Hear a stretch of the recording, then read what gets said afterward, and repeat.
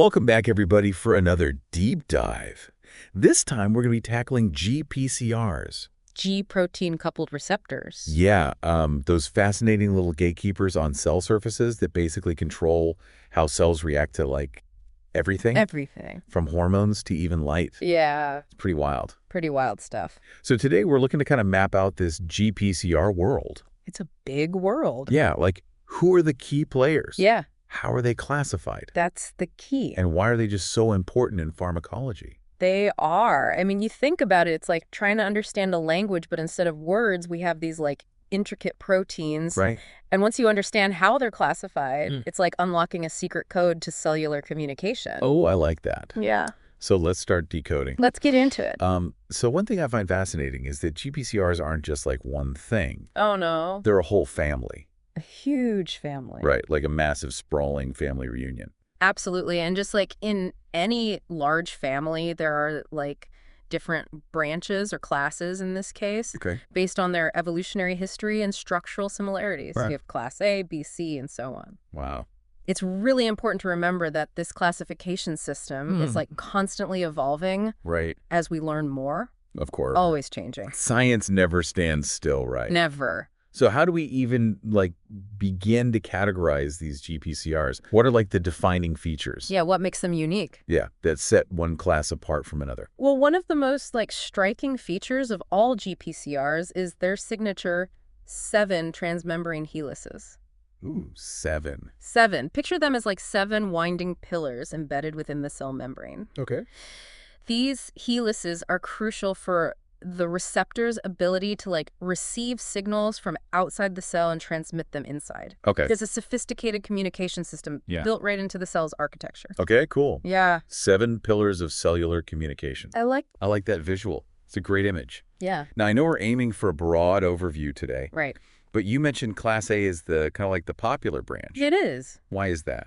Class A is the largest and most studied class. Okay. And for good reason. Right. They play a crucial role in a wide range of physiological processes. Okay. In fact, many of the drugs we use today target Class A GPCRs. So Class A is like the star quarterback of the GPCR family. They are. Highly visible. Yeah. Making a big impact. Scoring all the touchdowns. Yeah, exactly. I remember reading in the material about rhodopsin. Yes. A GPCR involved in vision. Very important one. Could you elaborate on that? Sure. Rhodopsin is a classic example. It's found in the rods of our eyes and is responsible for our ability to see in low light conditions. Okay. What's remarkable is that it uses a molecule called retinol, which changes shape when light hits it. This shape change triggers a cascade of events inside the cell, ultimately leading to a signal being sent to the brain. So you're saying that the way rhodopsin changes shape when light hits it is literally how we see. It is. That's amazing. It's like a real-world example of how these structural changes in GPCRs lead to such profound effects. Exactly. It's really cool. Yeah. Now, what about those other branches of the family tree? You mentioned Class B, C, and even D, E, and F. There's a lot of them. Yeah, there's a lot. What makes them unique? Well, each class has its own fascinating story to tell. Okay. Class B, for instance, is involved in processes like metabolism and hormone regulation. Okay. They tend to have larger extracellular domains compared to Class A, which play a role in binding larger peptide hormones. So it's like they have a bigger antenna to pick up those signals. That's a good analogy. I like that. Then we have Class C. Yes, Class C. Which are known for their complex structures. They often function as dimers. Meaning 2 receptors pair up to form a functional unit. Okay. They're involved in various processes, including neurotransmission and taste perception. Double the receptors, double the fun. Exactly. It seems like each class has its own like personality and area of expertise. Absolutely. And then we have the less explored branches, Class D, E, and F. Right. While they may not be as well studied as their Class A cousins, they're no less important. Right. Class D is found primarily in fungi. Class E in slime molds. And Class F in prokaryotes like bacteria. Wow. So GPCRs are found in like all sorts of organisms. All sorts. From simple bacteria to complex animals like us. Exactly. It really highlights their fundamental role in life. It does. I'm curious about the history of GPCR discovery. Okay. How did we even figure out these complex proteins existed in the first place? Did we just, stumble upon them? Not exactly. GPCR research has a rich history filled with, accidental discoveries, All right. groundbreaking experiments, and ingenious techniques. One of the most significant milestones was the determination of the first crystal structure of rhodopsin. Oh, yeah. Back in 2000. Why was that such a big deal? Imagine trying to understand how a complex machine works by only looking at its shadow. Okay. That was the state of GPCR research before the crystal structure. Oh. We knew they existed Okay. and had some clues about their function, Okay. but we didn't have a clear picture of their three-dimensional shape. I see. The crystal structure was like finally seeing the machine in all its intricate detail. That must have revolutionized the field. It did. It's like going from blurry black and white photos to high-definition color images. Exactly. And it opened up a whole new world of possibilities for understanding how GPCRs work at the molecular level. So the crystal structure gave us the blueprint. It did. But how do we actually study these receptors in action? I mean, they're tiny dynamic proteins embedded within cell membranes. It's hard. How do we even begin to observe their behavior? That's where techniques like HTRF or homogeneous time-resolved fluorescence come in. Yeah. HTRF allows us to track the interactions between GPCRs and other proteins in real time using fluorescent tags. It's like giving the receptors tiny glow sticks and watching them dance. So we're not just seeing the structure, we're seeing how they move and interact with each other. Precisely. HTRF and other advanced techniques are helping us understand the intricate choreography of GPCR signaling and how these interactions ultimately control cellular behavior. This is incredible. We've gone from shadowy outlines to intricate blueprints. And now we're even observing their dance moves. They're good dancers. It's like watching a fascinating scientific drama unfold. What is a drama? Indeed. And the story is far from over. Oh, it's just beginning.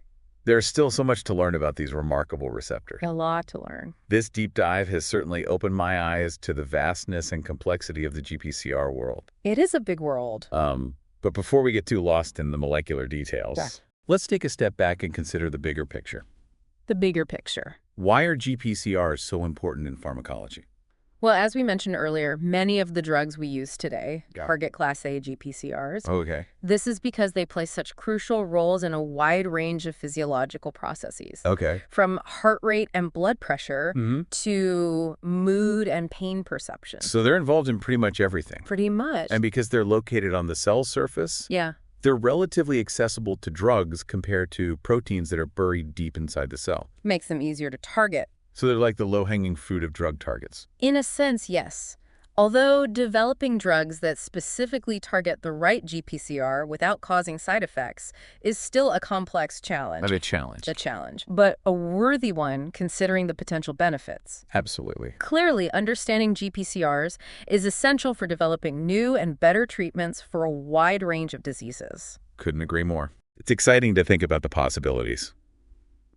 We've covered a lot of ground today. We have. From the basic structure of GPCRs to their classification and their role in pharmacology. All very important. I'm feeling the need for a mental break after all that information. Yeah, me too. We'll be back soon to continue our GPCR deep dive. Can't wait. I'm excited. You know, before the break, we were talking about that first crystal structure of rhodopsin. Oh, yeah. That was really groundbreaking. It really changed the game in terms of GPCR research. Yeah, it's like having a 3D model versus just a flat drawing. Exactly. You get so much more information. So much more. But even with this detailed structure, aren't there still a lot of unanswered questions about how GPCRs actually function? Oh, absolutely. The crystal structure gave us a static snapshot. Right. But these proteins are incredibly dynamic. Okay. They're constantly moving and changing shape in response to their environment. It's like watching a ballet versus just seeing a picture of the dancers. I like that. You need to see the movement to understand the story. Yeah, that's a great analogy. And that's where the real challenge lies, understanding how these movements translate into specific cellular responses. Right. We're starting to get a glimpse of this complexity with techniques like HTRF, which allow us to track the interactions between GPCRs and other proteins in real time. Now, that's cool. Speaking of interactions, one thing that really struck me was the concept of GPCR oligomerization. Yes. It's fascinating to think these receptors don't always work solo. Right. It's more like a team effort. Precisely. The traditional view was that GPCRs function as monomers. Okay. But now we know that they can form dimers, trimers, Wow. and even higher-order oligomers. Okay. This adds another layer of complexity to an already intricate system. So it's not just about understanding individual GPCRs, but also how they interact and influence each other. Exactly. And these interactions can have a profound impact on the receptor's signaling properties. Okay.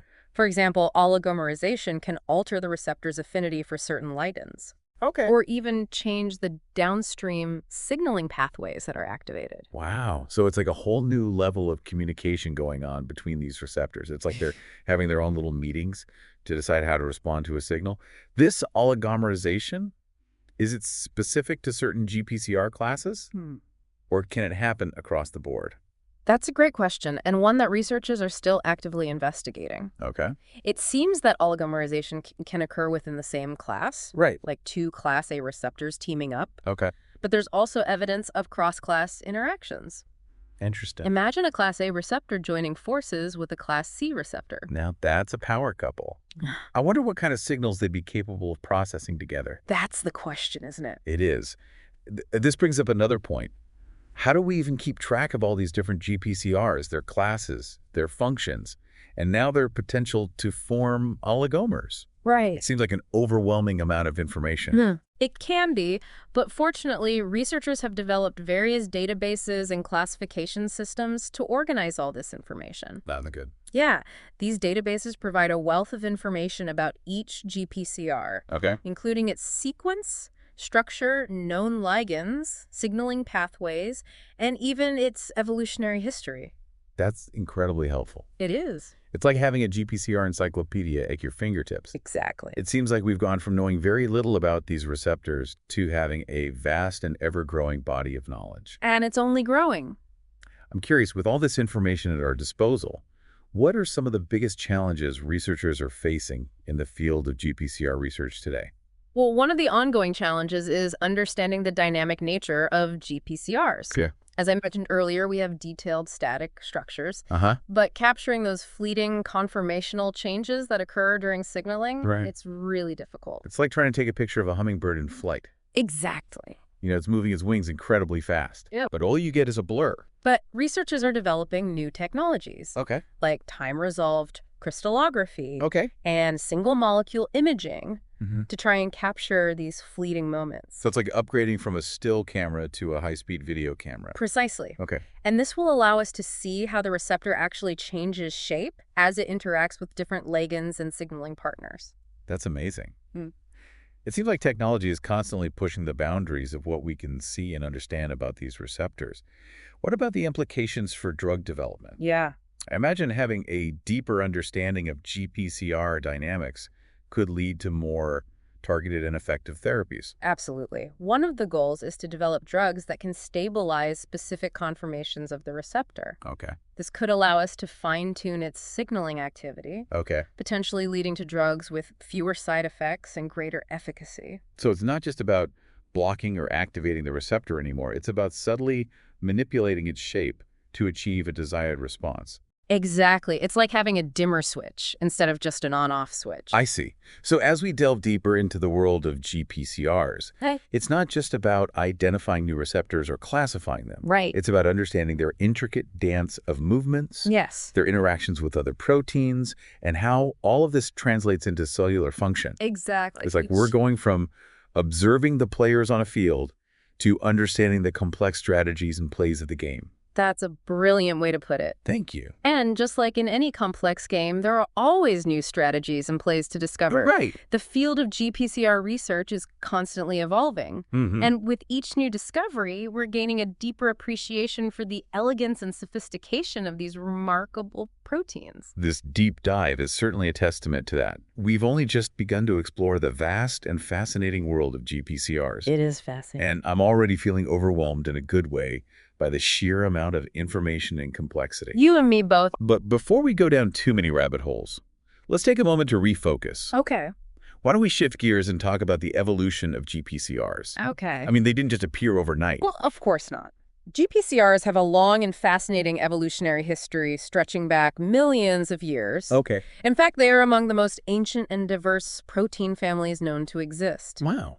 We find them in organisms ranging from simple bacteria to complex animals like ourselves, which highlights their fundamental importance in life.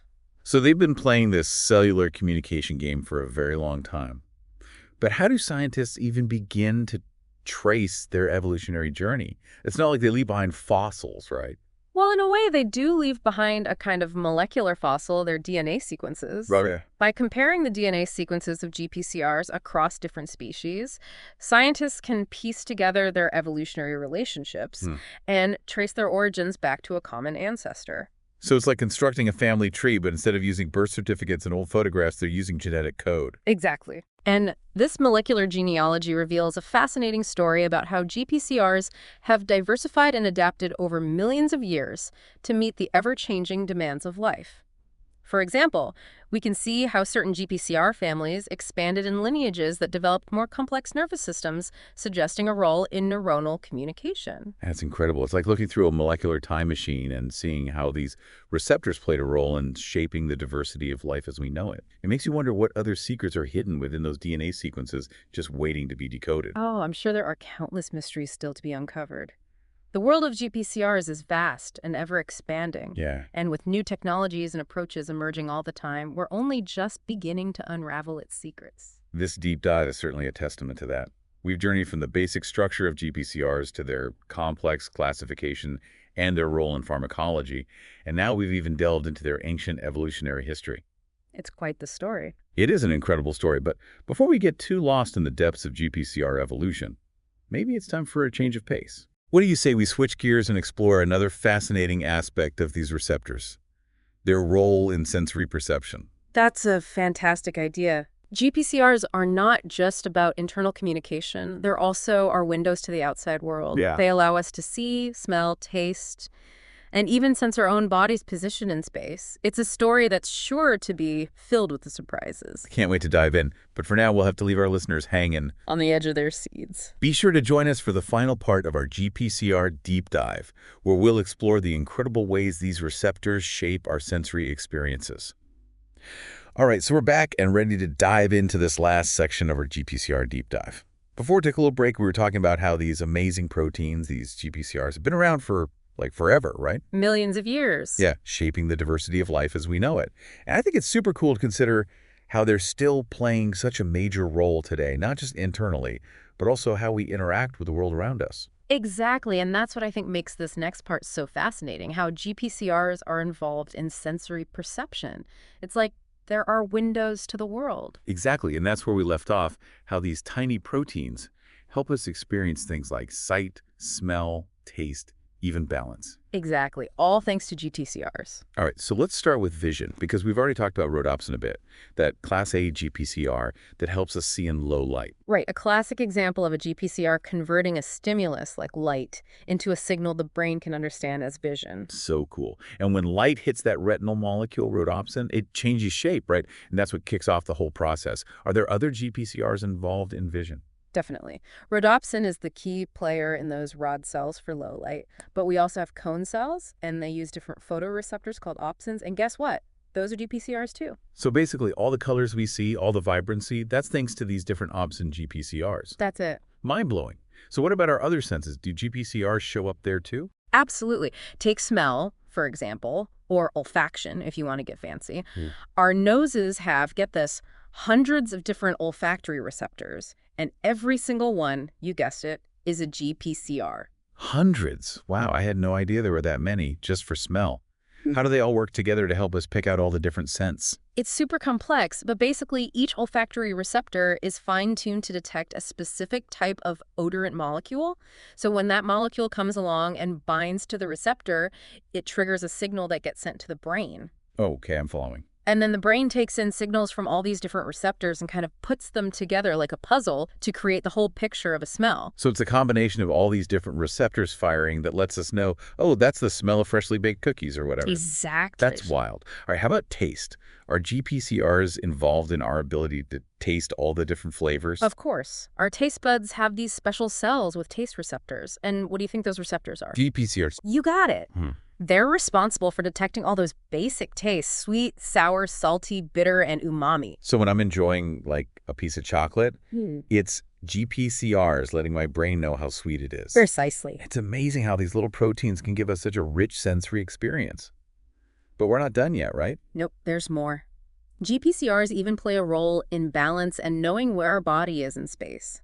Our inner ear has these vestibular hair cells, and they have GPCRs that are sensitive to, get this, mechanical stimuli. Mechanical stimuli, what's that? Basically, they respond to physical movements or pressure. So when we move our head, the fluid in our inner ear shifts and bends those tiny hairs, activating the GPCRs, which then send signals to the brain like, hey, the head's moving this way. So GPCRs are literally helping us keep our balance and navigate the world around us. Exactly. Incredible. This deep dive has been awesome. I never knew GPCRs were involved in so many different things, from their structure and how they're classified to how they work in medicine, evolution, and even our senses. It's mind-blowing. It really is, and we've really only just touched the surface here. The world of GPCR research is constantly growing and changing. New discoveries are being made all the time. Yeah, it makes you wonder what the future holds. What other amazing things will we learn about these incredible proteins? Who knows, right? Maybe we'll discover new GPCRs with functions we never even imagined. Or maybe GPCR research will lead to some groundbreaking advances in medicine or even a deeper understanding of things like consciousness. Wow, that's really thought-provoking. The journey into the world of GPCRs is clearly just getting started. There's so much more to discover. So to our listeners, we encourage you to stay curious, keep asking questions, and maybe you'll be the one to make the next big discovery in this awesome field. Exactly. Keep those brains buzzing.